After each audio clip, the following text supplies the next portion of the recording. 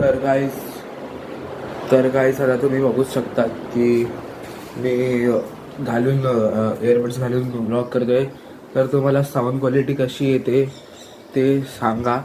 आणि आता मी अभ्यासाला बसणार आहे. फक्त म्हणजे आता जस्ट आलो तर काहीतरी खाऊन घेतो. तर मम्मी तर गेली क्लासला आणि घरी खायला तर असं काय नाही आहे. 2 मिनटं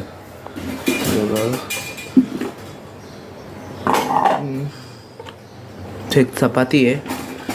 तर मग आपण एक चपाती आहे आणि पान,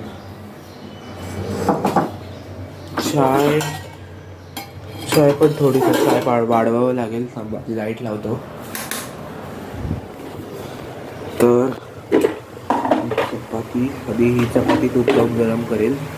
त्याच्यानंतर हे चाय वाढवेल.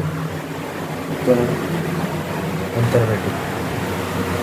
हे बघा चपाती तर ठेवली आहे, त्याच्यावर तूप टाकलं आहे आणि आता ही चाय वाढवतो. बघा पाणी कुठे.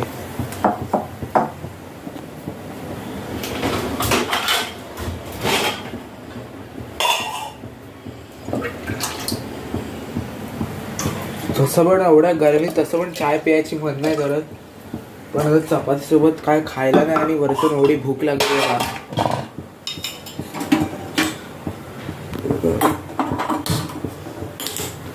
बापरे चपाती जळाली.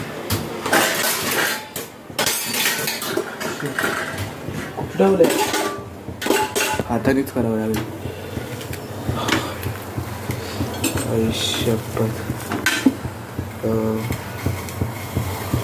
जरा ही चपाती जळाली आहे. तर थोडं अजून पाणी. हाताला चटका लागला. अरे तो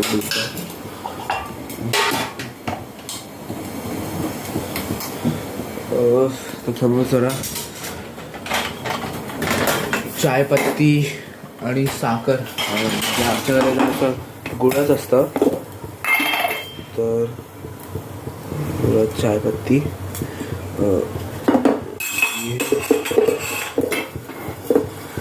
ते गेलं थोडं गुळ.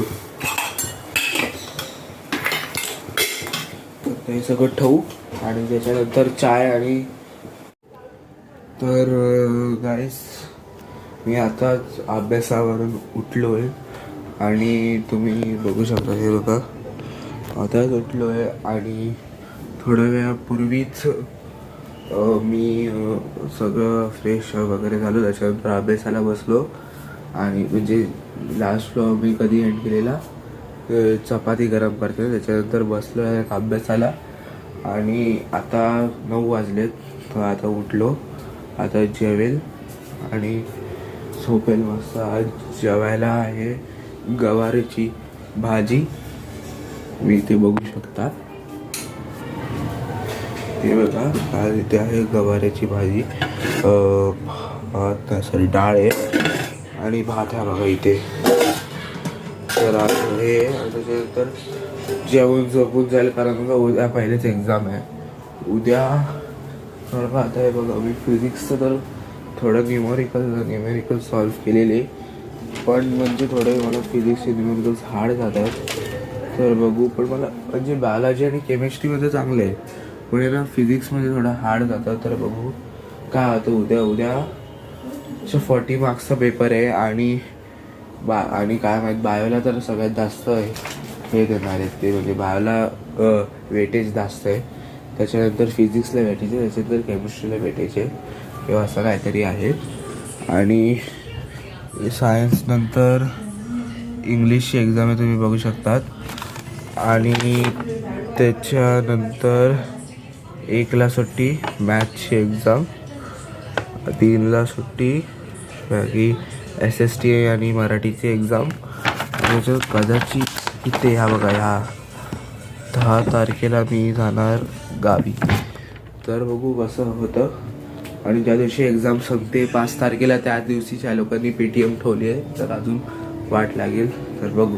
चला बाय. आजचा ब्लॉग थोडा छोटा होता, तर बाय.